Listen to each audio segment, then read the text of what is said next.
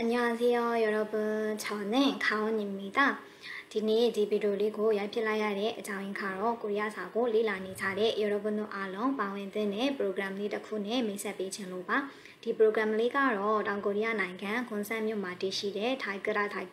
청소년 자치 연구소로 거래 브라히다အဖွဲ့အစည်းတစ်ခုကနေပြီးတော့မြန်မာကျောင်းသားတွေအတွက်တည်တံ့ရည်ပြီးကျင်းပပြုလုပ်ပြီးတဲ့ YST လို့ခေါ်တဲ့ program လေးပဲဖြစ်ပါတယ်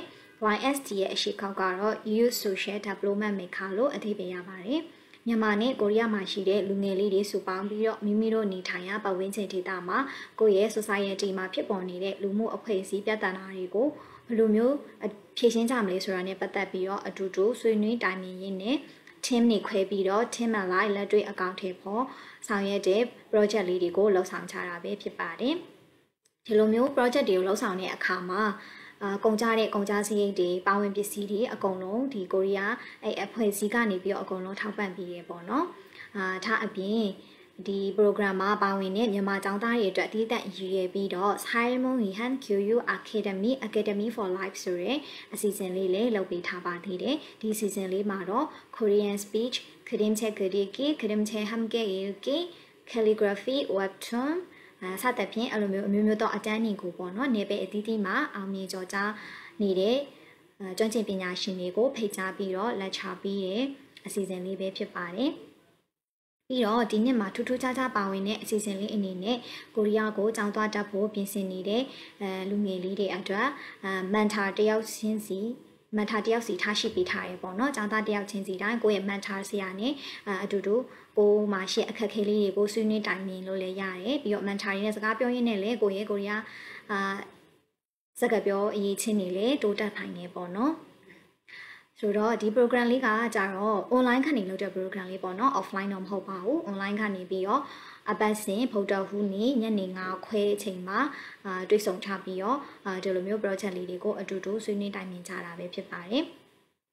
ဒီ program လေးကတော့4လပိုင်းကနေပြီးတော့10လပိုင်းအထိလုပ်မှာပေါ့နော်ဆိုတော့ဒီ4လပိုင်းကနေ10လပိုင်းအထိအပတ်စဉ်ဗုဒ္ဓဟူးနေ့တိုင်းညနေ9ခွဲမှာတွေ့ဆုံချပါတယ်ဒါကတော့ဒီ program မှာပါဝင်တဲ့သူတွေအားလုံးတွေ့ဆုံချတဲ့အချိန်လေးပေါ့နော်ဒါပေမဲ့ကိုက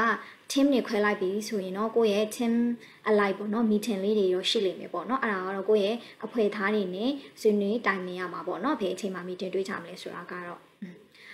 ပြီးတော့ဒီ program လေးမှာဘယ်လိုလူတွေပါဝင်နိုင်လဲဆိုရင်တော့ကိုရီးယားစာကိုအထက်အလျောက်ပြောနိုင်တဲ့သူတို့ဖြစ်ရမယ်ပေါ့နော်ဘာလို့ဆိုရင် program ထောက်လျှောက်လုံးမှာကိုရီးယားလူမျိုးတွေနဲ့ပဲပြောဆိုဆက်ဆံရမှာဖြစ်တဲ့အတွက်ကိုဘက်ကနေကိုရီးယားလိုအထက်အလျောက်ပြောနိုင်ဆိုနိုင်တဲ့သူတော့ဖြစ်ရပါမယ်ပြီးတော့ဒုတိယတစ်ချက်အနေနဲ့ program က4လပိုင်းကနေ10လပိုင်းအထိဖြစ်တဲ့အတွက်နည်းနည်းကြာတယ်လို့တော့ပြောလို့ရတယ်ပေါ့နော်ဆိုတော့အကိုက program အစအဆုံးပါဝင်နိုင်သူတော့ဖြစ်ရပါမယ်နောက်ဆုံးအနေနဲ့ကတော့ကိုအနေနဲ့ကိုနေထိုင်ရာပတ်ဝန်းကျင်ဒေသအတွက်ကောင်းမွန်တဲ့အပြောင်းအလဲတွေကိုယူဆောင်လာခြင်းနဲ့သူတယောက်ဆိုရင်တော့ဒီ program လေးမှာပါဝင်ဖို့တင်တော်ပါတယ်ဒါဆိုရင်ဒီ program လေးနဲ့ပတ်သက်ပြီးတော့အားလုံးပဲနားလည်ထားမယ်လို့မျှော်လင့်ပါတယ်ကိုအနေနဲ့ဒီလိုမျိုး project တွေလှုပ်ဆောင်ရတာကိုဆရာထက်တန်တဲ့သူတယောက်ဖြစ်မယ်အချိန်နဲ့အဆင်ပြေတဲ့ program အစအဆုံးလေးပါဝင်နိုင်မယ်ဆိုရင်တော့ဒီ comment မှာချပေးထားတဲ့ Google Form လေးကနေတစ်ဆင့်ရှောက်ထားနိုင်ပါတယ်ဒါနဲ့ဒီ program ကိုအစအဆုံးပါဝင်မယ်ဆိုရင်တော့ certificate လည်းပေးပါသေးတယ်ဆိုတော့ကိုရီးယားမှာကျောင်းတက်ဖို့ပြင်နေတဲ့သူတယောက် scholarship တွေရှောက်ဖို့ပြင်နေတဲ့သူတယောက်ဆိုရင်ဒီလိုမျိုး certificate တွေရှိထားတာကအရင်ကအထောက်ကိုဖြစ်စေမှာပါဒါဆိုရင်ဒီ program နဲ့ပတ်သက်ပြီးတော့ထပ်တိုးသိချင်တဲ့အချက်လေးပဲဖြစ်ဖြစ်မြင်မြင်ချင်တာရှိရင်အချိန်မီလာရောက်မြင်နိုင်ပါတယ်